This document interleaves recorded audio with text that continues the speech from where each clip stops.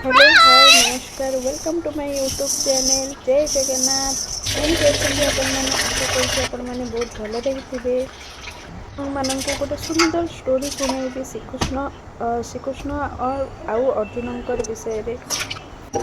जदि आपण मानक मो स्टोरी भल लगे निश्चिंत लाइक एंड सब्सक्राइब करने को भूलिए नहीं। दिने अर्जुन भगवान श्रीकृष्ण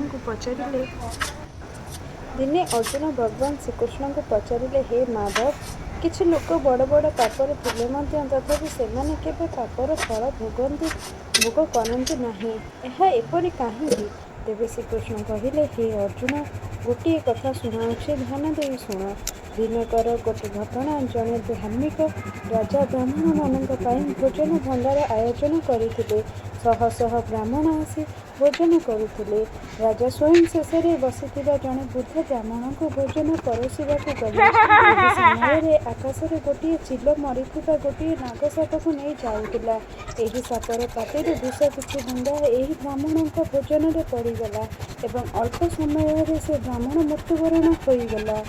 देखिले एवं चिंतार पड़गले ब्राह्मण हत्या दोष क्या दिज्व राजा को जी कि अज्ञान थे ना चिल को जी निज सन्तान खाद्य नेउथिला ना कि साप को जी प्रथम मरी सारी उत्तर क्या पाखे नाला।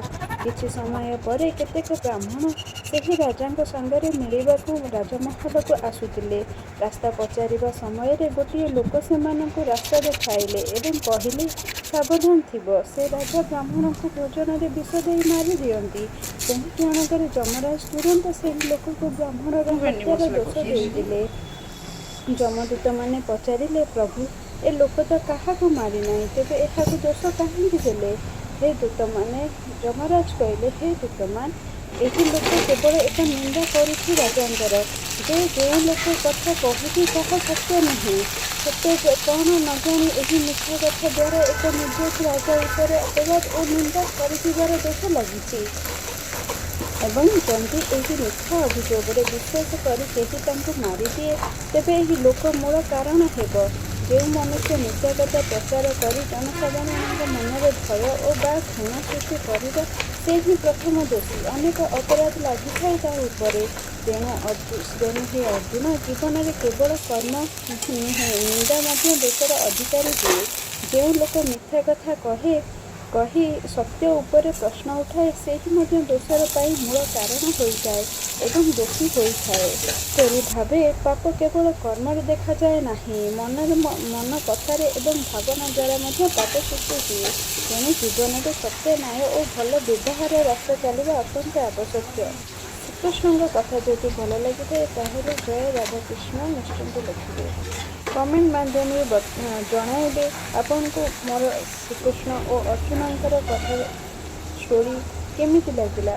जदि आपन को मो स्टोरी भल लगी थाए निश्चिंत लाइक शेयर और कमेंट करने को भूलिए नहीं। दयाकोरी मत सपोर्ट करंतु और आगु के एमती स्टोरी शुणा मत सब्सक्राइब करंतु प्लीज सब्सक्राइब।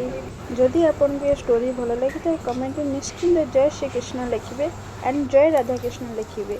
आपन को मो रेसिपी केमती लगिला मत कमेंट माध्यम निश्चिंत जनइबे। जदि मोर किसी भूल थी से आपन को क्षमा मागुची मत क्षमा करदेवे। रहुची नमस्कार जय जगन्नाथ जय Jagannath Radhe Radhe. Please subscribe to my channel.